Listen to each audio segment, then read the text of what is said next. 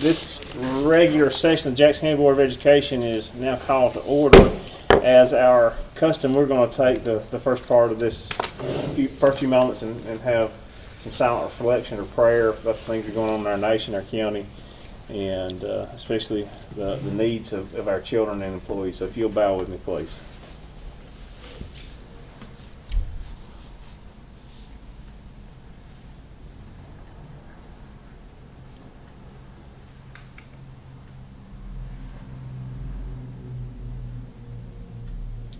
Thank you. First thing we have is our agenda. I do have two additions to add to the agenda. We need to add under employments, C. We need to have a C, and it is to consider a motion to employ Wesley King as a 50% math teacher at Stevenson Middle School effective April the 11th. So the addition of Wesley King, 50% math teacher, Stevenson Elementary. That'll be item C under employments. And then after, what did I say? Did I say Stevenson Elementary? Yeah, Stevenson Middle. Not Stevenson Elementary, Stevenson Middle, I'm sorry. Thanks, Jana. I just abbreviated it. And then we'd like to add an executive session. Mr. Streets, let's do it after the announcements. Is that good? Mm-hmm. Okay. Let's add the executive session after announcements.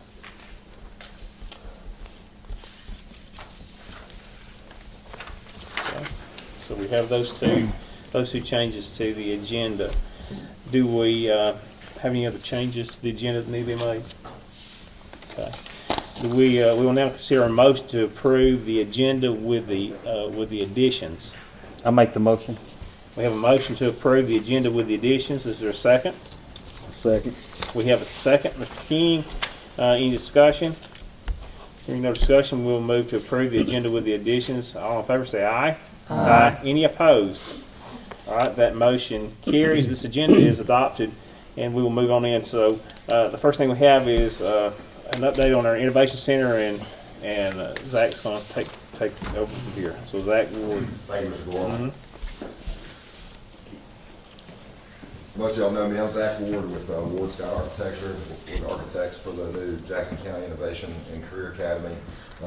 Chad Twilliger is the project manager for the project. I want to introduce two other people. Morgan Garner is our electrical engineer on the project, as we'll get into a lot of the particulars of the electrical bid that came in, and then Jay Grubbs with Ray Lynn, who's our construction manager. That's not the general contractor that won the bid. That's a construction manager hired by the school system to help us oversee the project. So they'll help me answer questions and present as we go along. Our goal here tonight, of course, you all hired us over 10 months ago to design this facility, and it's been a long, sometimes fun process. It's been, as of recent, a frustrating process, and that's part of it. Again, we're just happy to be a part of it. But I want you to know that, in the last 10 months, we've lived and breathed Jackson County Innovation and Career Academy, our Huntsville office and our Tuscaloosa office. And I say that just to lead into the fact that it is a very complicated project, and my goal up here is to help you understand what we've done throughout the last 10 months and how we move forward in this project. So please stop me at any point throughout this, ask questions. Hopefully y'all can hear me through my mask, but if not, if I need to repeat anything, please let me know. So I'll kind of dive in here and try to give you a good synopsis, but like I said, just stop me anytime.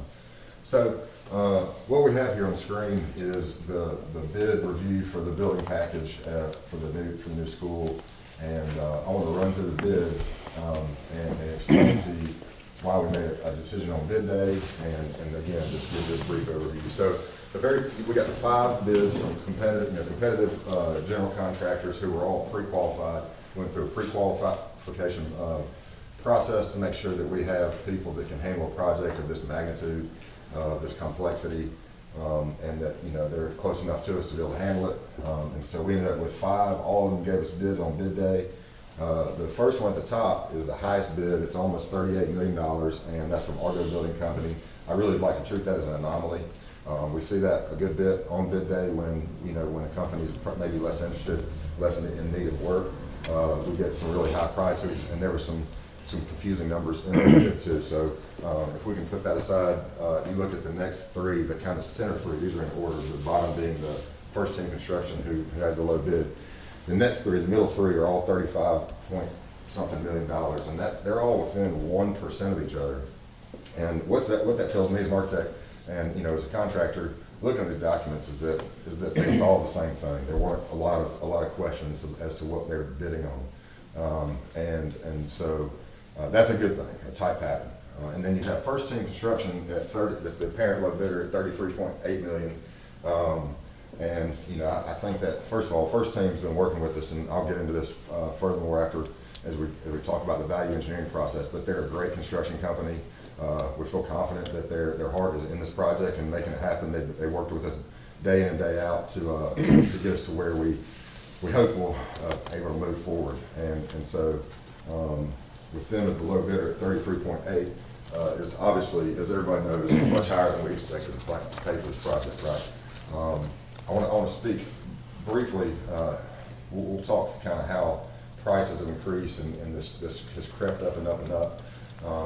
But first of all, on bid day, we got kind of word and found out that bid prices, well, not even on bid day, we just knew that things were progressing, material costs and everything, that it was going to be higher than expected. Well, when you bid a project, public funded, if it's more than 10% out of budget, you're required to rebid. Well, that causes schedule delays. It costs the school system money, and really sometimes can kill a project for years.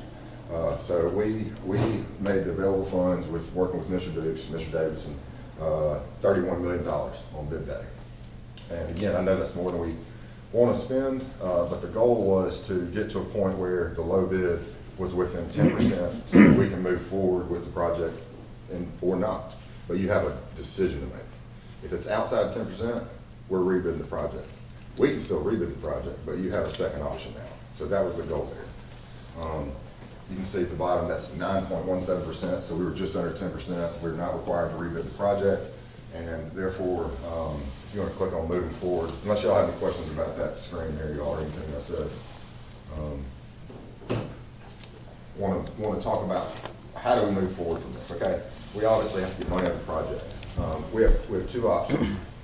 We go through a process called value engineering, which we've been doing for 2.5 weeks now since bid day, in which you look at items in the project that can be removed from the project, or in some cases maybe there's you have less of a smaller AV system. Some rooms don't have quite as beefed up AV system. Maybe instead of a nice tile on the floor, you have polished concrete. These types of things. But we focused on, and it was Mr. Dukes and Mr. Davidson that reminded us day in and day out that we're not removing instructional space. We're not going to reduce scope of instructional space. We're not going to remove programs.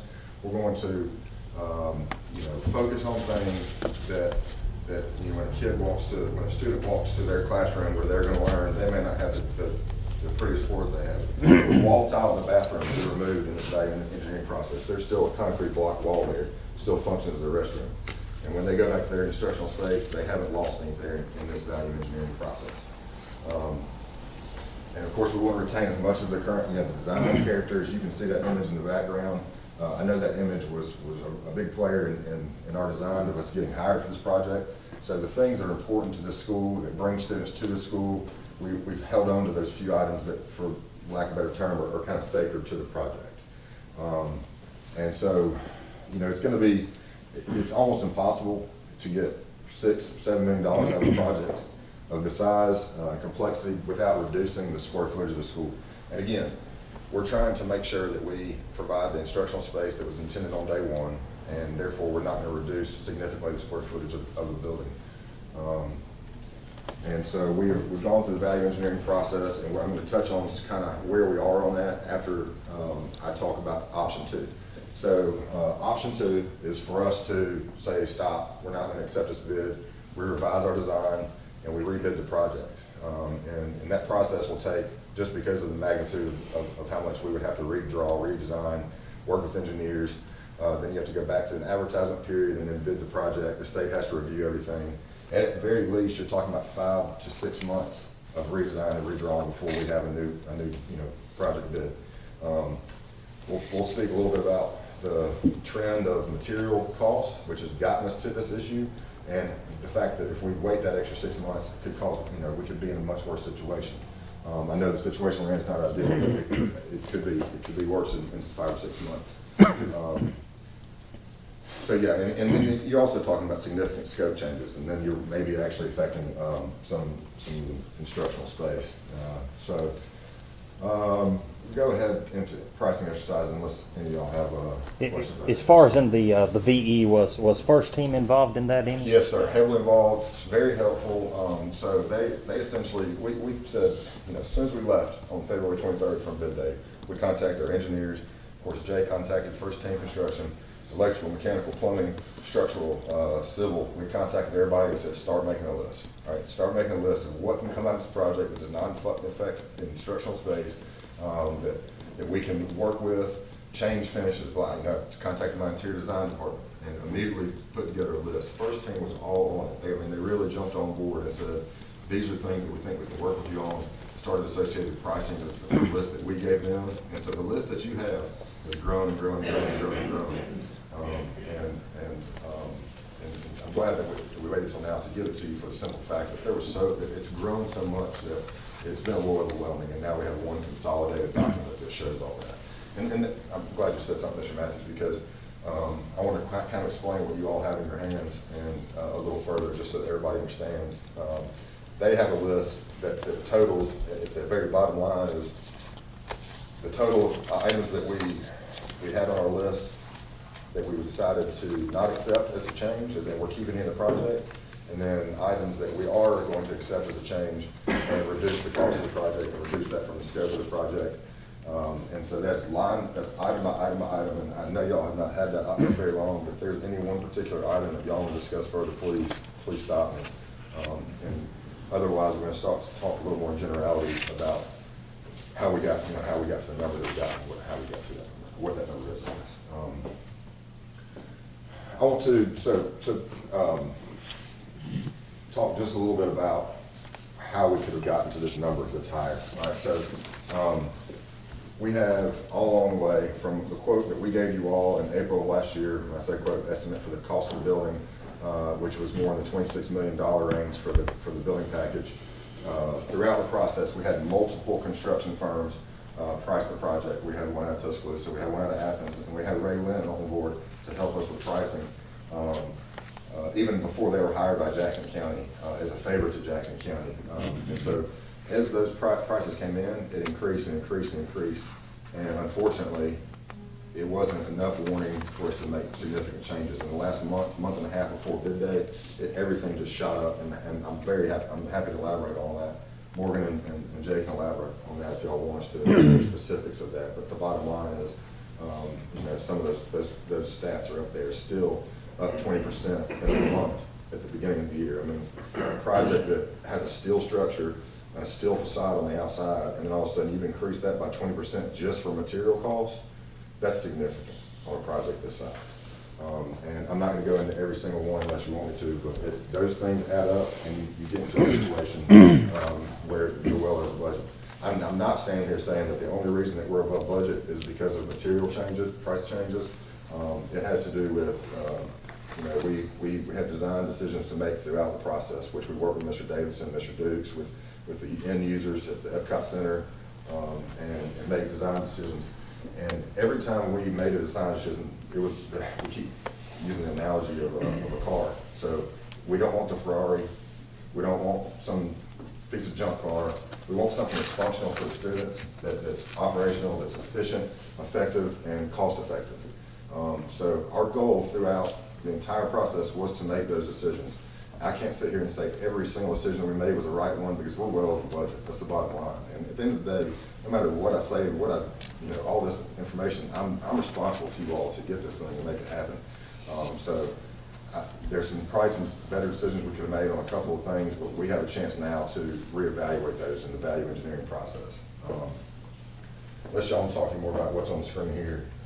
I'm sorry, so I forgot to finish what I said about the pricing exercise. Yeah, they increased all 4 times as got later in the year. They kept going up and up. So we didn't see it hitting the total that we ended up.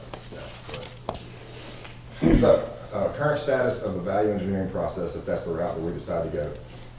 We've gone through that entire list, talked with everybody involved about what we can accept and what we can reject in between electrical, low voltage, mechanical, architectural, and reduced contingency, which I'll get into, some site changes, landscaping, that kind of thing. We were able to pull $3.15 million out of the project. Now, we decided to accept some items that we think are important, such as a new roof, some operable partitions, which helps, of course, social distance in larger spaces, such as this one, auditorium projector, a few things that were kind of pretty important to the project. We put back in. So we right now, as we stand, if we decide that we can move forward with this, we can pull $2.7 million from the bid amount, which leaves us at $31.1 million. Now, this is almost 2.5 week process that really wants to take 2 or 3 months. So we condensed it. We worked hard with a lot of help from Ray Lynn and from the first team, from Morgan and ourselves. We were able to get that to this point in 2.5 weeks. I think that if we choose to go forward, that we can we can fine tune this and find some other ways to reduce costs.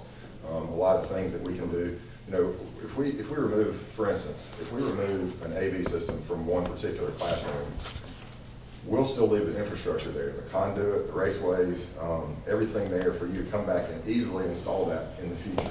When and if you have time and money to spend on those items, you know, you're not tearing out walls and all that. You're not tearing out slabs. Everything's there to come back with those systems in the future. Another example I gave to Dr. Guess and Mr. Gorham earlier was we reduced the landscaping on the project by half. Well, when we do that, the site lighting for the landscaping is reduced by half.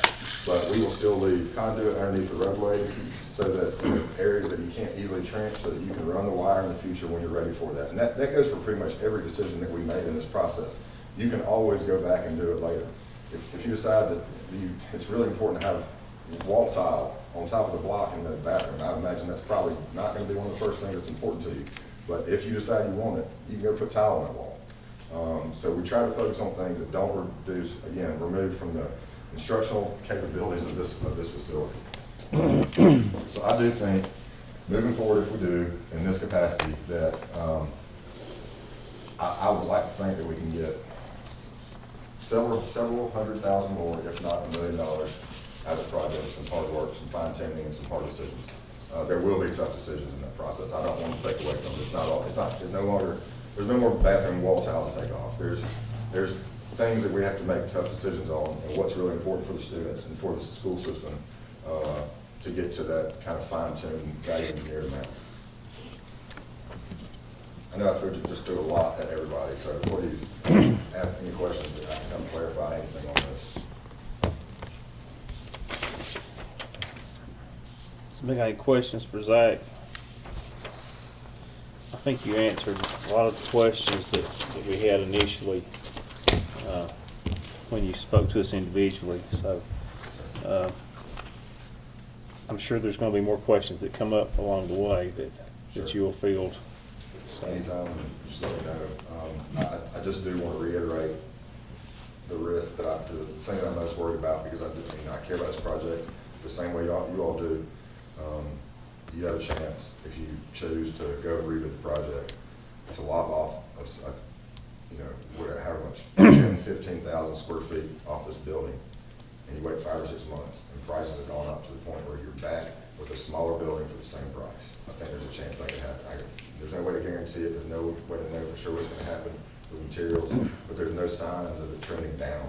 There's only signs of it trending upward. So I just want to reiterate that. Yeah, I mean, I guess the only part that bothers me on the front end is just us not knowing, being able to see that trend, so, and I guess it sort of brings me to this question. This would be more for Jay with Ray Lynn.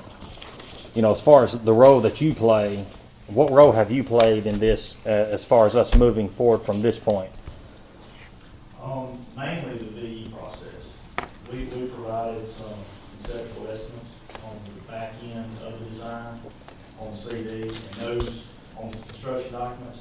And most of those, when you do an estimate like that, typically that's based off of historical data. of previous projects, like performing arts, like career tech, like office space. So you would combine all that in line items by your 16, 17 divisions to come up with escalators on it to try to provide that budgeting. Because to actually bid a project with the bid numbers you're seeing, this would typically cost a general contractor anywhere from $30,000 to $40,000 to bid a project. Okay, I mean, that's just money they spend bidding a job, because they're spending 4 to 6 weeks digging into the drawings, digging into the audio visual, digging into the components. So there's so many things that you don't capture when you're doing a conceptual estimate for budgeting purposes on the back end of the design. So out of our last conceptual estimate was about $28.8 million, give or take. And from that number to the bid amount was about 15%, 14.7% difference of the bust. And of that bust, there's about 3 line items that increased that budget to the bust, and that was your steel line item, that was your finishes, Division 9, which composed a lot of metal studs, drywall, your finishes, wall coverings, and then in the electrical side of it. So of all that, three scopes of work caused that initial bust on the back end. But since that time, you asked what I had been doing. We've been working with the first team trying to get and gather as much information, provide y'all options to look at and review, to make the best decisions for Jackson County Schools. And as I told a couple of board members earlier, I'm on the school board in Cleveland County, and we did a project last month as well. A lot smaller scale. Our budget was $1.1 million. Bid date came in at 1.5. Well, I mean, it's nearly 30% over too. But, you know, we're left with a decision. What do? Do you wait and try to rebid, redesign in the hopes that it would come down, or you just, in our case, we came up with another $400,000 and went forward with the project. So I hope that answers your question. Yeah, you know, sort of. I mean, you know, again, when we first decided to go with Raylan, obviously I wasn't here. I was doing virtual. You know, my whole goal was to bring somebody on that would sort of oversee, you know, the whole deal. You know, for us as board members or the public, you know, I just sort of feel like we didn't sort of get that. So that's the reason why I'm asking. You know, moving forward, to me, you know, you're supposed to be looking out for the best interest for us. Oh, absolutely. You know, and I just sort of feel like, you know, we haven't got that. Well, So I'll be honest with you, it would have been a lot better if you had had somebody on board. on the front end, and I understand that. I understand Yeah, that. because in order to try to capture that pre-construction service side Right. of it, you have to be on board from the get-go to be in the weeds of the components of the facility. So we can make options and give options and make recommendations. So now, let me ask you this, since you say that, we rebid this, and you do that. How much more do we save? I mean, take away the cost of everything going up. I'm just curious what your thoughts are. I'm nervous as Zach is. I just, you know, I don't know what these costs are going to do. It's not just material costs, it's labor costs. You know, the state of Alabama has pushed $1.25 billion in K-12 construction, and we're on the front end of that. But if we get to the middle or back end of that bond, then everybody, every school system is going to have their projects going on. Right. And then your labor pool, your subcontractors are going to be spread thin. So then you're going to have numbers like you saw Argo have, where they're not very interested, and they're $4 million over the low bidder. So that is a real thing that can happen. Right. From the standpoint of the bond. Yeah, just to echo on that, I mean, I was saying this earlier, this project, it was fortunate and some foresight from you all that we got in, and you got ahead of design, knowing the bond issue was coming, most likely coming when you hired us, and here we are bidding when everybody else is in design. If we go back to design, it's just to echo what Jay said, it could completely be a bad situation. I mean, I've seen it in local bonds in Tuscaloosa, I've seen it multiple times. Even if they're not hungry, a contractor or subcontractor will know that there's 6 more projects getting bid in the next 2 weeks. And they'll throw a number at the first one, and they'll say, oh, miss that one, we'll get the next one. They'll elevate their price, and then they might finally fine tune it for the last one if they can get the first 5 or 6. It can be an issue even if they're not hungry at the time. And back to the material thing, I just want to say, this is unprecedented. If you've been in this profession 10 years or 40 years, this is unprecedented increase in material and labor costs. One more thing on what Jay said, I have never actually worked on a project where CM comes in at that point in the process. It's typically they're involved earlier. So I feel confident that Rayland can add value as we move forward and has added value. And one thing, a little off subject here, but one thing that they'll help us with is maintaining contingency log. This is something I did not touch on. We have between contingency and allowance in this project, we have $1.1 million, okay? What that means when I say contingency or allowance, that's money in the project that's not directly attributed to any one particular thing. The focus of that, we've done it on every single project this size and even smaller projects that I've ever worked on. And at the end of the project, we actually give money back to the owner. And the reason you have that in the contract is that so we can make decisions on the fly. That doesn't mean I'm making a decision, doesn't mean Jay's making a decision, doesn't mean first team's making a decision. It means that I can communicate with y'all via email or call and say, y'all approve us to take this money out of contingency. It's already in the contract, so I'm not coming up here and presenting a change order to the contract, which especially with PSC funds can take forever. So just keep in mind, you have over $1 million is built into the project that hopefully a chunk of comes back to you at the end. How many days do we have, Zach, from the day that the bids were taken? Is it 30 days we have to? It is 30, okay, not 45, it's 30. Okay, so 30 days, and you said over the past 2 weeks, you guys have worked to get the 2.7 million off. I know from previous conversation, you felt like if we went through this list again, we wouldn't get the $1 million, but how many days do we have? Are we 2 weeks away from the deadline? I know you probably don't know the specific deadline. So 23rd, we're looking at 16 days since bid, so we got less than 2 weeks to say go forward or not. I will say first thing to ask for a letter of intent, and I personally don't blame them because of the way things are going. They're trying to lock in their prices with their subcontractors, and so we just have to talk with them, make sure they can hold those prices. And to your other point, going back to the same list, we're not going to save $1 million. Right, I understand that. Our goal is to make that list 3 times as long, and even if we reject half the stuff we put Right. in there, we've explored it, we've talked about it, and decided that it's important to keep in, or we can do it without it for now. So our first goal is to expand that list.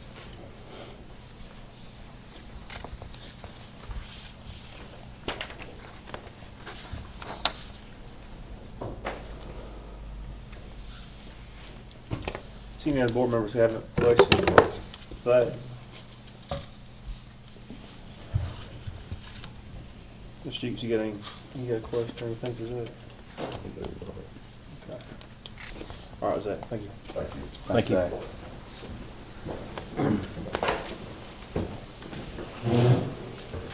Moving on, under general business, we have a considered motion for any corrections, additions, or deletions to the February 17th board meeting and the work session minutes. I'll make a motion. We have a motion to approve those. Is there a second? I second. All right, Mr. Knight's going to second that. Any discussions on those? Hearing no discussions, all in favor of approving those minutes, say aye. Aye. Any opposed? Motion carries and those are approved. Next is, we have some information and an item related to our bond. And Jeff, and if y'all want to come up and do your, we'll get some information before we take action here. Scott Pierce, attorney out in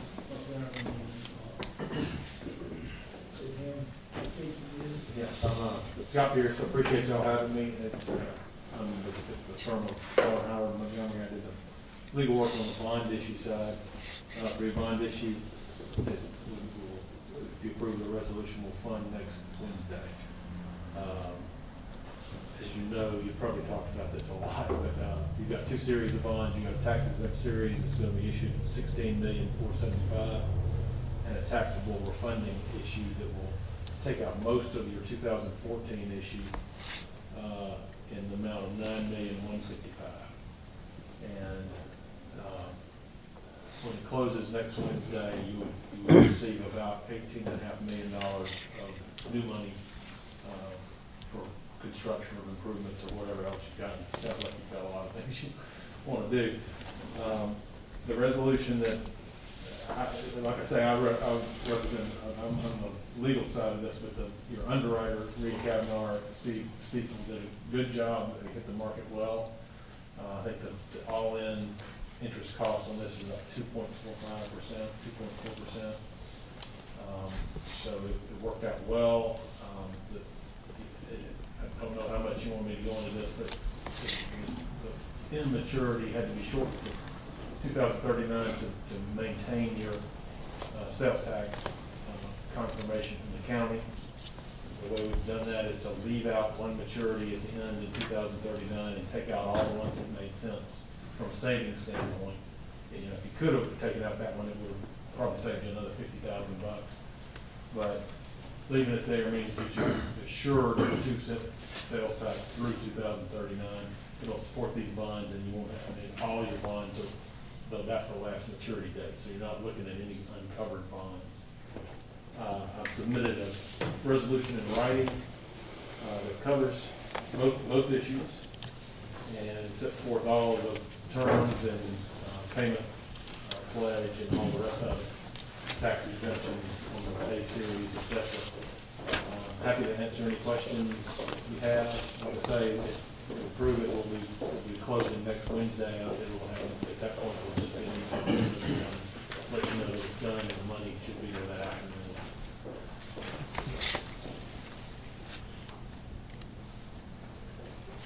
Does anyone have any questions? We have the resolution, and Mr. Porter has reviewed that resolution and all the documents related to this bond issue.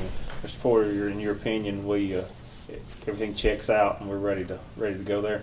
Yes, sir. I've looked at them today and find nothing that draws any question to me. Like Mr. Pierce has done a good job putting it all together.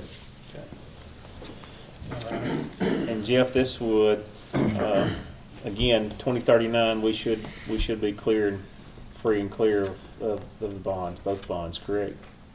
Yes, we would be, all of, they would be totally debt free. Okay. 2039. All right. Does anybody have any questions related to this item before we move forward? I do want to thank Jeff, because Jeff has put a lot of time and effort and digging stuff and getting stuff Yeah. to get us to this point. A lot of conversations, and I want to thank him for And that. I want to express my appreciation too. He got information, there's a lot of information that goes into the marketing of these bonds, and he got it to us just like that. It was really a fast process. Some hiccups with the commission, but otherwise, the process was smooth and it worked out really well, and you hit the market at a good time because you had that kind of response. So, staff did a good job. Thank you, sir. And I appreciate y'all. We letting me appreciate know. Yes, sir. Thank you. We appreciate the Thank you. information. Thank you. All right, so we will move forward. B, consider a motion to approve the resolution authorizing the issuance of the sale of $16,475,000 principal amount of tax-exempt school tax warrants, Series 2021-A.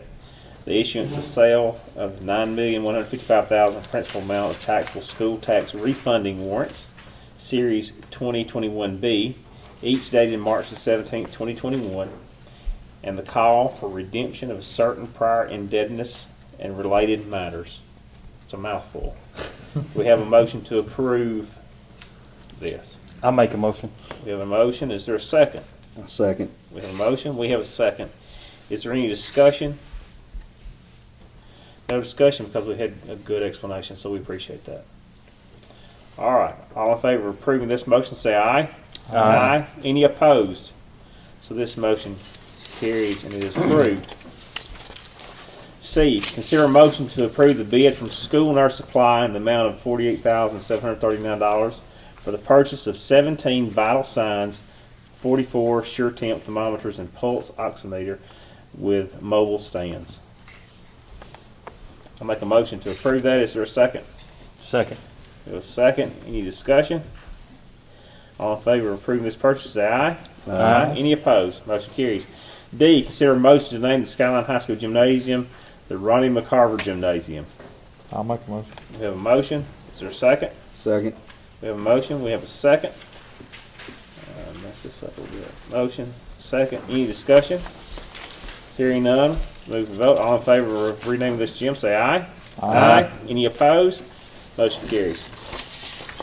Under personnel, consider a motion to approve a family medical leave for Beverly Sisk, countywide instructional aide from February 22nd through April the 2nd. I make a motion. We have a motion. Is there a second? Second. Okay. Mr. King got that one. Any discussion? All in favor of approving this leave, say aye. Aye. Any opposed? Motion carries. B, consider a motion to approve the leave of absence of Elizabeth Webb, countywide instructional aide, from March 8th through May the 28th. I make the motion. We have a motion. Is there a second? I'll second. We got a second. Mr. Knight, any discussion? All in favor of approving this leave, say aye. Aye. Any opposed? Motion carries. C, consider a motion to approve leave of absence for Pam Thomas, a teacher at Stevenson Middle School, from March the 1st through May the 28th. I make a motion. A motion. Is there a second? I'll second. Mr. Knight's going to second that one. Any discussion? All in favor of approving this motion, say aye. Aye. Any opposed? Motion carries. Under retirement, consider a motion to accept the retirement of Arlene Pearson, C&P worker, Stevenson Middle School, effective April 1st. I make a motion. A motion. Is there a second? Second. We have a second. Any discussion? All in favor of approving this motion, say aye. Aye. Any opposed? Motion carried.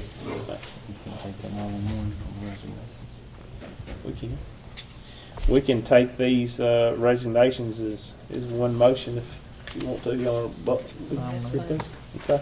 Just notice there are differing effective dates, but that shouldn't be a problem. So we're going to say consider a motion to accept the resignations A through D. Do we have a motion? I make a motion. We have a motion to accept resignations A through D. Is there a second? Second. We have a second. Any discussion on those? All in favor of approving resignations A through D, say aye. Aye. Any opposed? Those resignations A through D have been approved.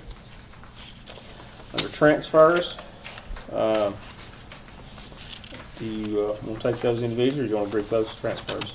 Can we take those all together? We can take them all together.